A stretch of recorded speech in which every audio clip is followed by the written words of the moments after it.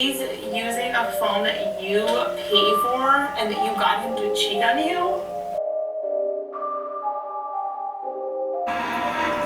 What are we talking about? What's up, True Feelings people? I am back for another video. If you're new to my channel, my name is Crystal. Man, I appreciate the love. I appreciate all the subscribers. So I like to say hello friends, hello new subscribers. I see I have some comments. I will get to those comments because like I say, I will look at and read every damn comment. If you say something petty, I'll still heart you. I don't give a shit. You looked at it and you made a comment. Alright, you know I don't do no long intros and shit.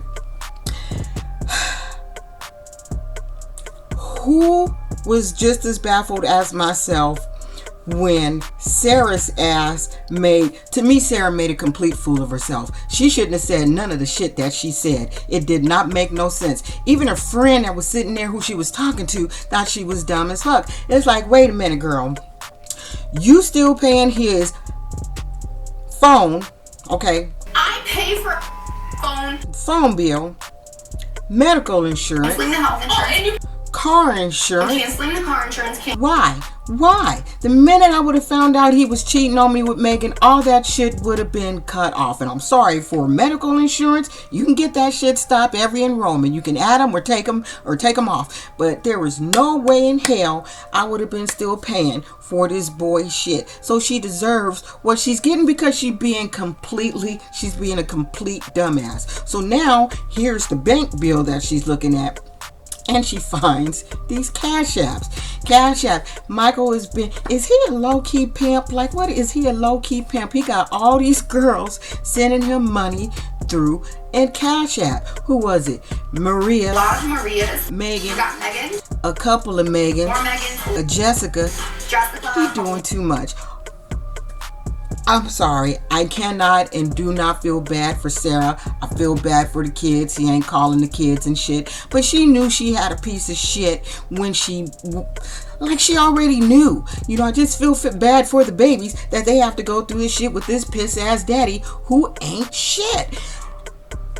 He ain't giving her no money and she ain't asking for no money. It's like, look, if you ain't gonna go after him for shit, then don't be mad when he ain't giving you shit. You ain't asking. You know what I'm saying? It's like, if you ain't gonna ask, how you gonna be mad?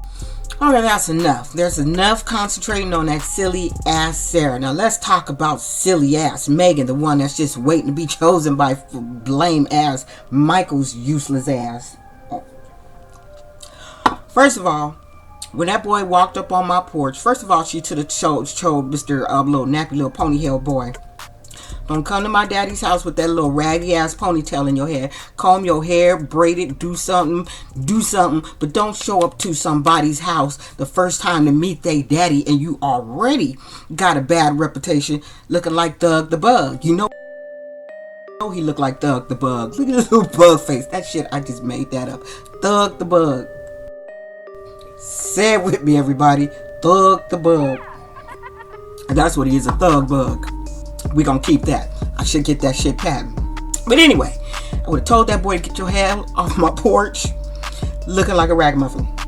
You remember that Tide commercial where the girl is going on a date and the little boy rings the doorbell and he got on a whole wrinkled ass shirt and the mother snatches her daughter in the door and closes the door. It's like, you ain't coming here. And then he came back with his shirt unwrinkled.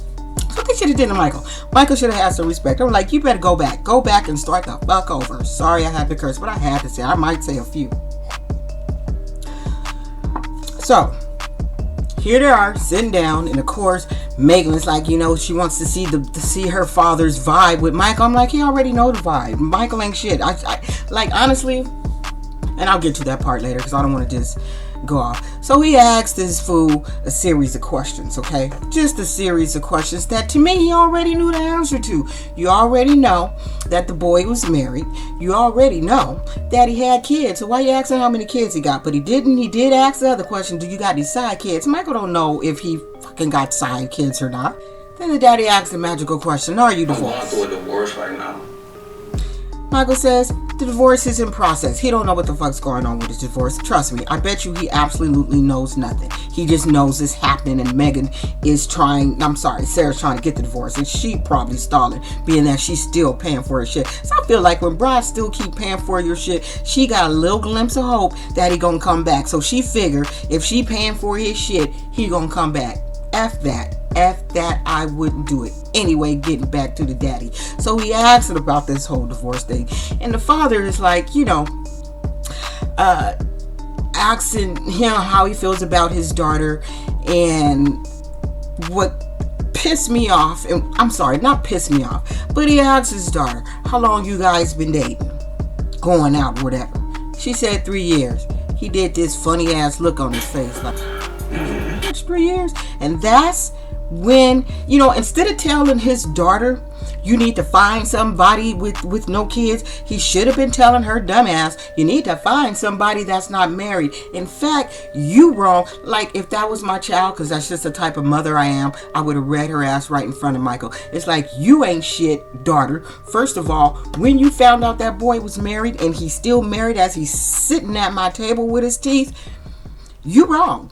You need to let that relationship go until you see some of the divorce papers. Like he said, did you see documents? And she's like, well, if he's coming here, he must be. Girl, I would have slapped her. Like, she's the child that I would just slap. I was like, girl, oh my God, I just got to calm down, because that just pissed me off. It's like, read your daughter. She in the wrong for still seeing this man and not even encouraging the boy to go see his kids. It's like, look, nigga, call your children. Call your children. She don't give a shit. So when she find out he got all these Marias and Jennifers and other Megans, she deserved that shit. I don't feel sorry for her. So I'm hoping that their relationship is over as of, as I'm sitting here talking to you. I don't know how long ago they filmed that shit, but come on now.